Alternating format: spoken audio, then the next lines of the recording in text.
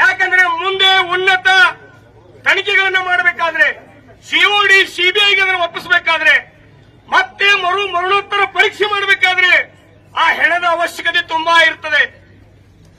ಆದ್ರೆ ಇಲ್ಲಿ ಪೊಲೀಸ್ ಅಧಿಕಾರಿಗಳು ಸ್ವತಃ ಕಾನೂನಿನ ಅರಿವಿದ್ರೂ ಸಹ ಉತ್ತರ ಪ್ರದೇಶದ ಪೊಲೀಸರು ಆ ಹುಡುಗಿಯ ಶವವನ್ನ ತಂದು ಆಕೆಯ ಗ್ರಾಮದ ಕೂಗಳತೆ ದೂರದಲ್ಲಿ 1 ಕಿಲೋಮೀಟರ್ ವ್ಯಾಪ್ತಿಯಲ್ಲಿ ಬಂದು ರಾತ್ರೋರಾತ್ರಿ 3 ಗಂಟೆಗೆ ಆ ಶವವನ್ನ ಸುಡ್ತಾರೆ.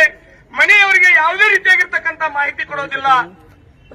ಹೀಗೆಲ್ಲ ನಾವು ವಿಚಾರಗಳನ್ನು ನೋಡಿದಾಗ ಸ್ವತಃ ಪೊಲೀಸರೇ ಆರೋಪಿಗಳ ಬೆನ್ನಿಗೆ ನಿಂತು ಸಾಕ್ಷ್ಯ ನಾಶ ಮಾಡಲಿಕ್ಕೆ ನಿಂತಿದ್ದಾರೆ ಅಂತ ಸ್ಪಷ್ಟವಾಗಿ ಗೊತ್ತಾಗುತ್ತೆ.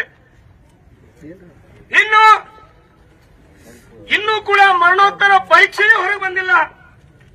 ಅಲ್ಲಿಯ ಡಿಸಿ, ಅಲ್ಲಿಯ ಪೊಲೀಸ್ ಕಮಿಷನರ್ ಹೇಳ್ತಾರೆ ಯಾವುದೇ ರೀತಿಯಾಗಿರ್ತಕ್ಕಂತಹ ಅತ್ಯಾಚಾರ ನಡೆದಿಲ್ಲ ಈ ಹುಡುಗಿ ಮೇಲೆ ಅಂತ ಹೇಳಿ. ಇದು ಕೂಡ ಆರೋಪಿಗಳನ್ನ ರಕ್ಷಣೆ ಮಾಡುವಂತಹ ಎರಡನೇ ಷಡ್ಯಂತ್ರ.